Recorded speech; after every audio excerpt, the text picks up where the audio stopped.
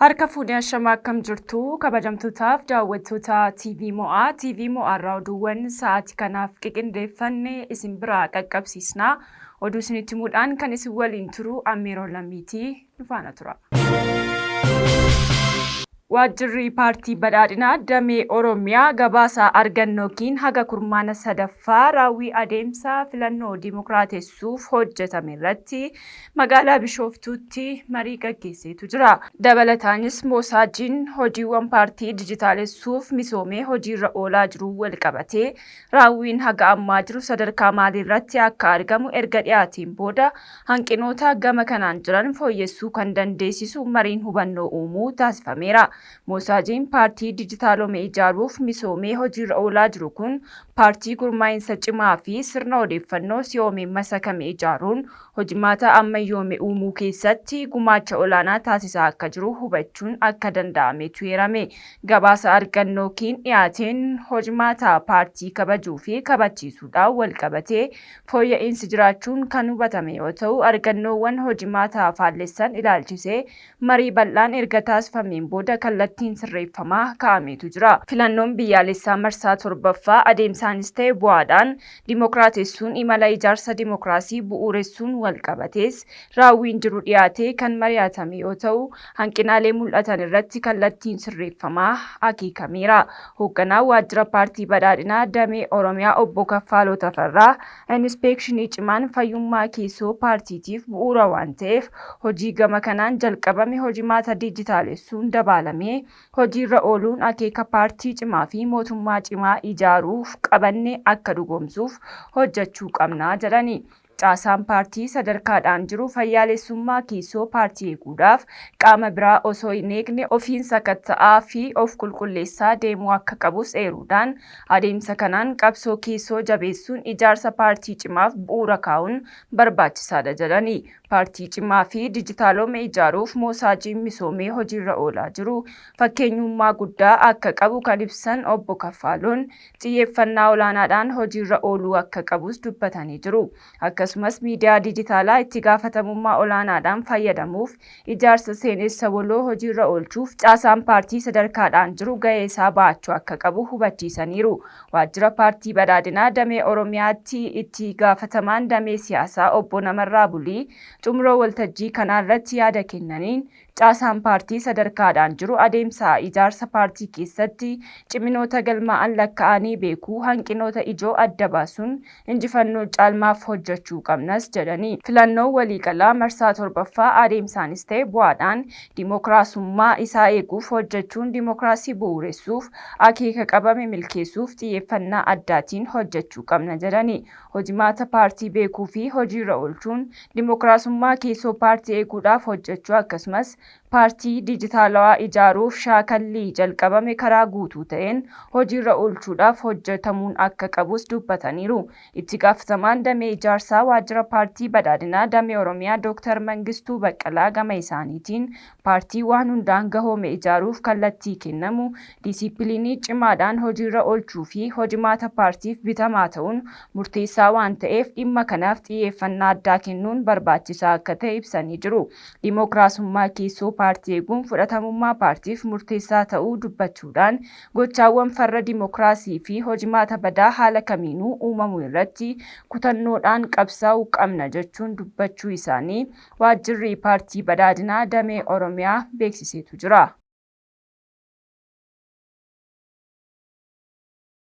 Kantiibaan bulchiinsa magaalaa Finfinnee aadde Adaanech Abeebeen kutaa magaalaa Nifaas Silk Laaftoo keessatti iddoo ispoortii 46 meedaa jedhamuun waamamutti eebbisiisuudhaan tajaajila uummataaf banaa taasisaniitu jiru. Kantiibaa Adaanech Abeebee wayita kana akka jedhanitti dargaggoonni Finfinnee jaalala ispoortiif qaban guddaa ta'uu bulchiinsi magaalichaa ni hubata jedhani.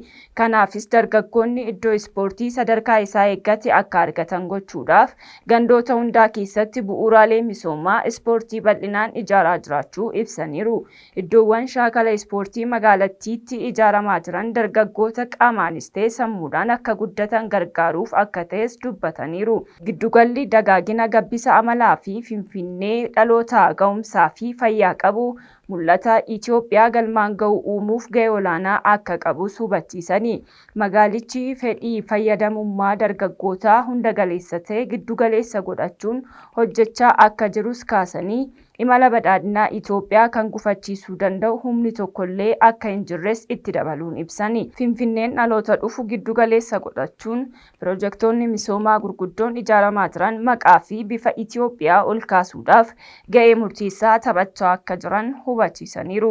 Gara fuulduraattis hojiileen misoomaa fayyadamummaa jiraattota Finfinnee mirkaneessan mijattuu, qulqulluu fi sadarkaa addunyaatti dorgomtuu taate gonfachiisuuf cimsanii itti fufuu isaanii mirkaneessuu tajaajilli oduu Itoophiyaa gabaasetu jira.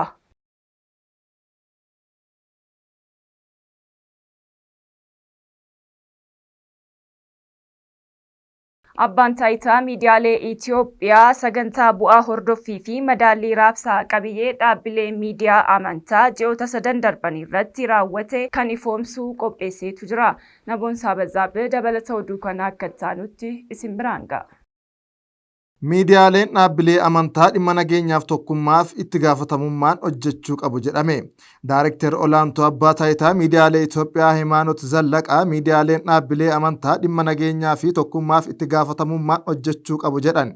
Abbaan taayitaa miidiyaalee Itoophiyaa bu'aa hordoffii fi madaallii raabsa qabiyyee dhaabbilee miidiyaa amantaa ji'oottan 3 darbanii irratti raawwatame ifoomsuu sagantaa qopheesseera. Sagantaa mata duree dhaabbilee miidiyaalee amantaa nageenyaa fi tokkummaaf jedhuun gaggeeffamaa jiru kanarratti dhimma hawaasummaa ministeera muummee Diyaaqoon Daani'el Kibret, ministeera nageenya Muhammad Indiriis, deetaa ministeera tajaajila kominikeeshinii mootummaa Tasfaa'un Goobazee fi bakka bu'oonni dhaabbilee fi miidiyaalee amantaa argamaniiru. Akka daareektar olaantuu abbaa taayitaa miidiyaa Itoophiyaa Himaanot Zallaqaa jedhanitti dhaabbileen miidiyaa amantaa barsiisa amantaa tokkummaa wal hubannoo jaalala nageenya misoomaa fi duudhaa waloo dabarsuudhaan hawaasaa fi hordoftoota isaaniif gumaacha gaarii taasisaniiru. Seerottaan miidiyaa jijjiirama biyyaalessaa dura turan jalatti dhaabbileen miidiyaalee amantaa hundeessuun beekamtii seeraa fi hayyama akka hin arganne dhorkamuu isaanii ibsaniiru.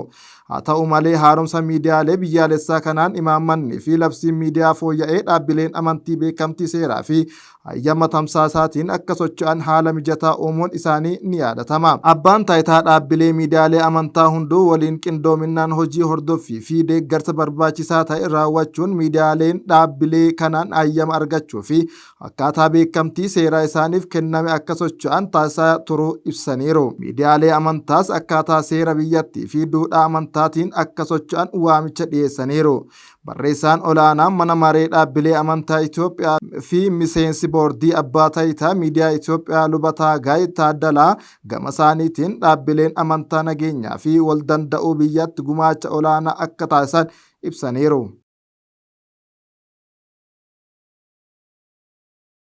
Sirni baniinsaa pirojektii Brighton Properties guyyaa kaleessaa gaggeeffameetu jira. Dhaabbatni Brighton Trading yeroo ammaa magaalota Itoophiyaa garaagaraa keessatti pirojektoota adda addaa hojjechaa kan jiru yoo ta'u, guyyaa kaleessaa sirni baniinsa pirojektii Brighton Properties bakka keessummoonni garaagaraa argamanitti gaggeeffameetu jira. Dabalata oduu kanaa Liyaa Taaddasaa akka taanutti isin biraan geessi.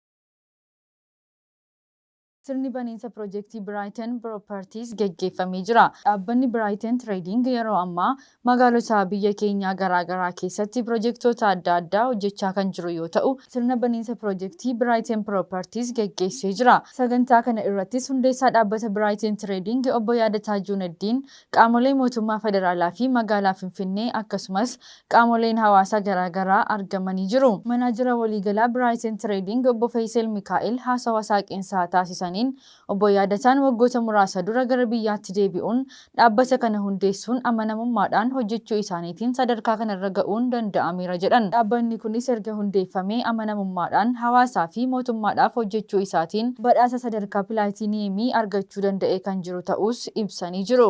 ክቡራትና ክቡራን ማንኛውም ታላቅ ጉዞ የሚጀምረው በአንድ ጽኑ እምነትና እርምጃ ነው። ዛሬ የቆምነው እዚህ ዛሬ እዚህ የቆምነው የአንድ ሰው ህልም በታታሪነት አድርጎ የሺዎችን ህይወት ወደሚቀይር እምነት መለወጡን ለመመስከር ነው። ለዚህ ስኬት ማንኛውም መሰረት የድርጅታችን መስራችና ባለቤት አቶ ያደታ ጁኔዲ አርቆ ሀሳቢነትና የማይታክተው ጥረትና ጥልቅ ሀገር ወዳድነት ነው።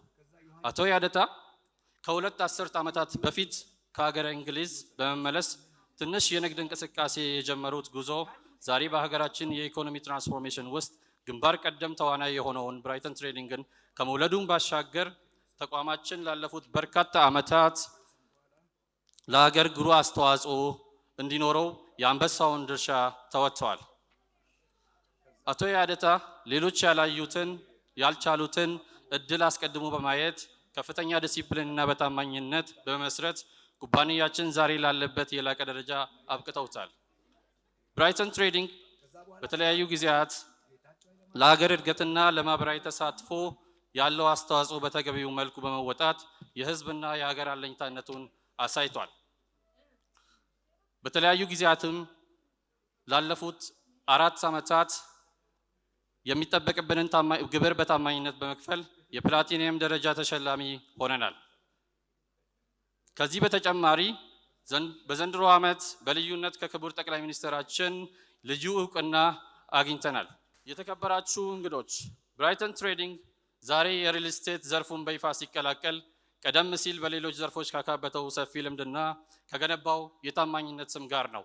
ለአብነትም በብራይተን ሞተርስ ጥራት ያላቸው ተሽከርካሪዎችን በማቅረብ በትራንስፖርትና ሎጂስቲክስ የሀገራችንን የህዝብ ትራንስፖርት ዘመናዊ በማድረግ ከሚጠቀሱት ተቋማት ቀዳሚው ነው። ብራይተን ሆቴልስ 2 ደብል ትሪ ባይ ሂልተን ሆቴሎችን በአዳማና በድሬዳዋ ከተማ በመገንባት ለቱሪዝም እድገት የበኩሉን አስተዋጽኦ እያደረገም ይገኛል። በማኑፋክቸሪንግ ዘርፍ በሸገር ከተማ ዘመናዊ የኤሌክትሪክ ተሽከርካሪዎች መገጣጠሚያ ፋብሪካን በመገንባት ላይ እንገኛለን። በኢምፖርትና ኤክስፖርት ዘርፍም እንዲሁ ላለፉት 20 ዓመታት እየሰራ ጠንካራ የፋይናንስና የመፈጸም አቅም ያዳበረ ድርጅት መሆኑ ይታወቃል።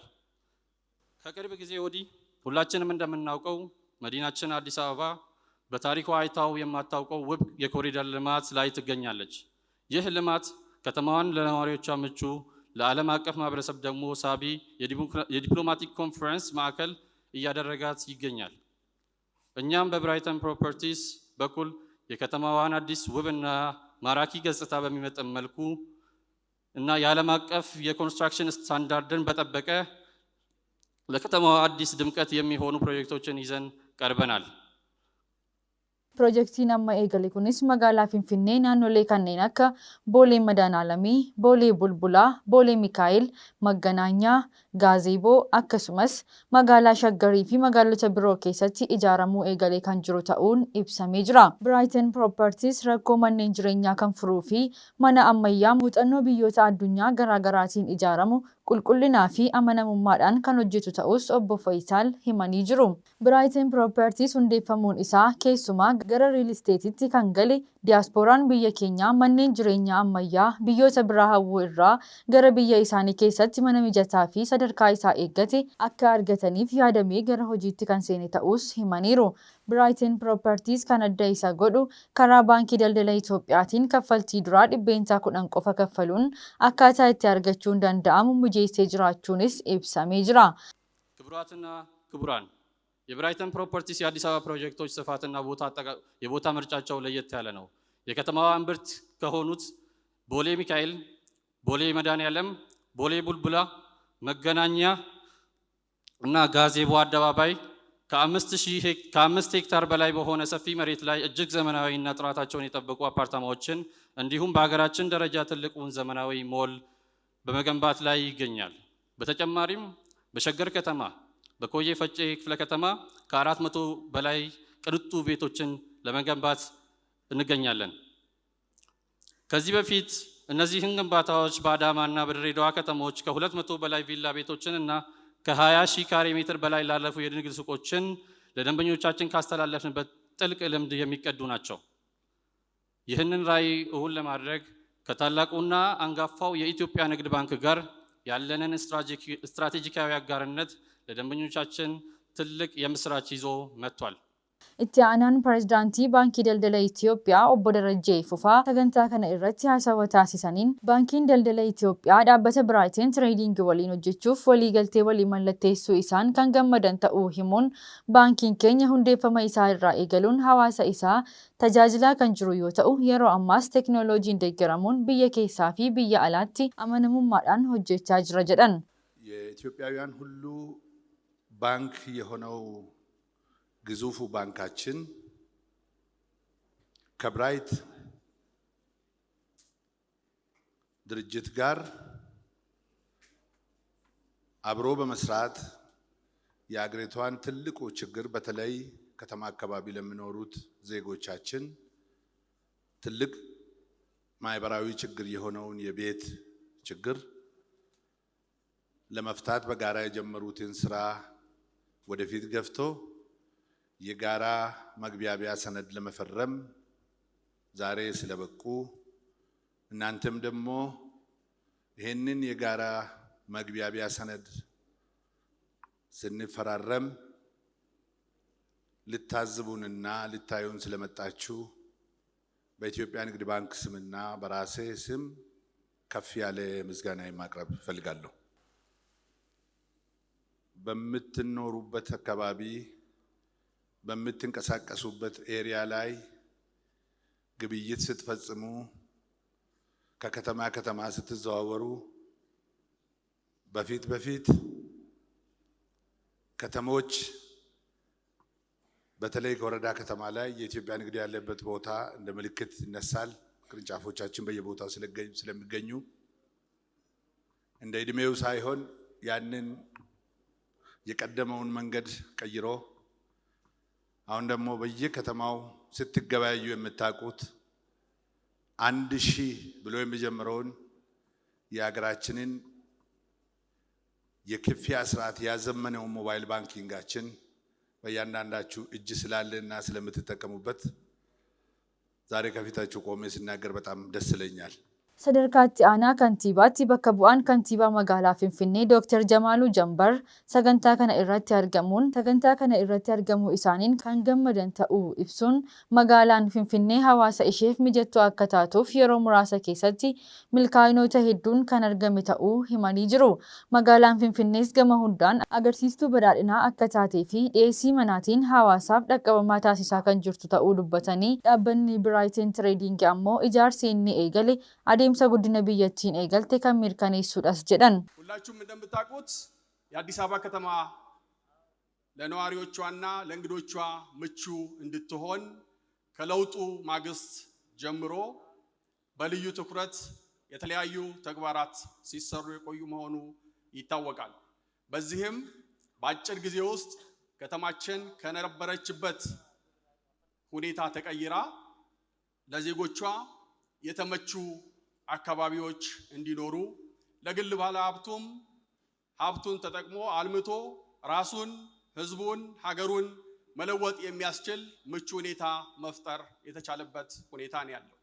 ሁላችሁም ስትወጡ ስትገቡ እንደምታዩት በባለፉት 3 ዓመታት እንደ ከተማ በተሰሩ ስራዎች ከተማችን እጅግ ውብ ማራኪ መሰረተ ልማት የተሟሉላት የተጎሳቆሉ የመኖሪያ አካባቢዎች ተቀይረው ደረጃቸውን የጠበቁ የመኖሪያ አካባቢ እንዲሆኑ በማድረግ ለህፃናት፣ ለወጣቶች፣ ለአረጋውያን የሚመቹ የመዝናኛ የመጫወቻ ቦታዎች በማልማት በከፍተኛ ሁኔታ ከተማችን የብልጽግና ተምሳሌት እንድትሆን በማድረግ ላይ እንገኛለን።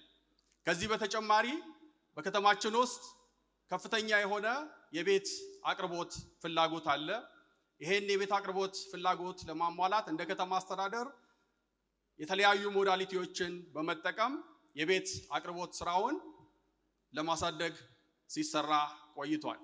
ዛሬ በእናንተ ፊት የተፈረመው የአጋርነት ስምምነት መንግስት ለግል ዘርፉ የሰጠው ትኩረት አንድ ማሳያ ሲሆን ብራይተን ትሬዲንግ ከዚህ ቀደም በከተማ አስተዳደሩም እንደ ሀገርም በተሰማራባቸው ዘርፎች ያስመዘገባቸውን ውጤቶች በገባው ቃል መሰረት ያቀዳቸውን እቅዶች በሚፈለገው ጥራት፣ ፍጥነት በመተግበር ውጤታማነቱ በመረጋገጡ እንደ ሀገር እንደ ከተማም የፍጆታ ምርቶችን በብቃት በማቅረብ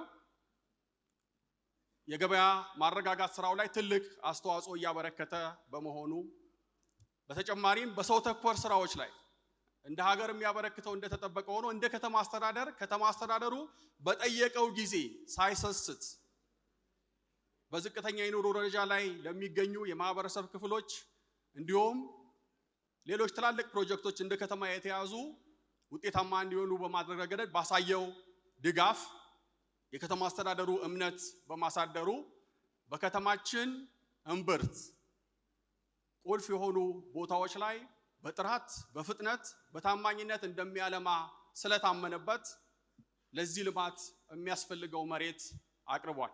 እዚህ ላይ ዲዛይኑ ላይ እንደምናየው ስንገባም በሞዴሎቹ እንዳየነው የከተማችንን ገጽታ በመቀየር ረገድ ትልቅ አስተዋጽኦ ሊኖራቸው የሚችሉ መንደሮች ይገነባሉ ብለን ነው የምናምነው። ስለዚህ የከተማችንን ገጽታ በመቀየር ረገድ ትልቅ አስተዋጽኦ እንደሚኖራቸው እናምናለን። የቤት አቅርቦት ችግሩን በመቅረፍ ረገድ ትልቅ አስተዋጽኦ ይኖረዋል። በውጭ የሚገኙ እህት ወንድሞቻችንም በሀገራቸው ሀብት ማፍራት እንዲችሉ የቤት ባለቤት እንዲሆኑ በማስቻል ረገድም ትልቅ አስተዋጽኦ እንደሚኖረው እናምናለን። ሰገንታ ከነ ኢረቲስ ሁንዴሳፊ ሆጂ ገጌሳ ኦላናን ዳበሰ ብራይተን ትሬዲንግ ኦቦ ያደታ ጁኔዲኒ ፊ እቲ አናን ፕሬዝዳንቲ ባንኪ ደልደላ ኢትዮጵያ ኦቦ ደረጀ ፉፋ ወሊገልቴ ሆጂ ባንኪ ደልደላ ኢትዮጵያ ዳበሰ ብራይተን ትሬዲንግ ኢፈቲ ወሊ መለቴሰኒ ጅሩ Iraan ulaa galaanaa Hormuz guyyaa kaleessaa kan guutummaan guutuutti banamee ture deebistee cufuun ishee ibsamee jira. Kana hordofees dooniin daldalaa Minervaa Yuuroop jedhamtu dabalatee dooniiwwan hedduun sararicha irra imalaa turan gara dhufanitti of duuba deebi'aa akka jiran BBC'n gabaasee jira. Sababa cufamuu ulaa Hormuz kanaaf Iraan kan isheen dhiyeessite ammoo US buufataalee Iraan dooniiwwan daldalaa akka hin gallee fi akka hin baane ugguruu hin dhaabne kan jedhuunidha. Iraan ulaan Hormuz guutummaa guutuutti banuu beeksisuu hordofee dooniiwwan daldalaa hammi tokko achirra darbuu eegaluu gabaafamaa kan ture yoo ta'u garuu ammoo US dooniiwwan daldalaa buufataalee doonii Iraan akka hin seennee fi achi akka hin baane uggura keesse hin kaasne. Hanga US uggura buufataalee doonii Iraan irra keesse kaastuttis Iraanis sochii daldalaa Hormuzitti taasifamu akkuma yeroo waraanni gaggeeffamutti akka cuftu guyyaa har'aa kana ibsitee jirti. Gama biraatiin ammoo pireezidaanti Tiraamp waraanni Iraan yeroo gabaabduu keessatti akka dhumu irra deddeebiidhaan waadaa seenuu irratti argamu. Gama biraatiin waliigalteen dhukaasa dhaabuu Liibaanos keessatti taasifame bal'inaan kabajamaa kan jiru ta'us raayyaan ittisaa Israa'el Liibaanositti dhokdhoqqee tokko irratti haleellaa raawwateen nama tokko darbuu Liibaanos beeksisteetti. Israa'el gama isheetiin haleellaan kun kan raawwatame weerara ishee irratti uumamuuf ture ittisuuf akka ta'e ibsite. Kabajamtoota daawwattoota keenya oduun nuti sa'aatii kanaaf qindeeffachuutiin isin biraan ga'aa turre kan isin haga ammaatti daawwattan fakkaatu turanii oduu isinitti himuudhaan Ammeeroon Lammiis waliin tureera. Qophiileen TV mo'aa kanneen afaan biroon itti fufuu isaan waliin turtii gaarii.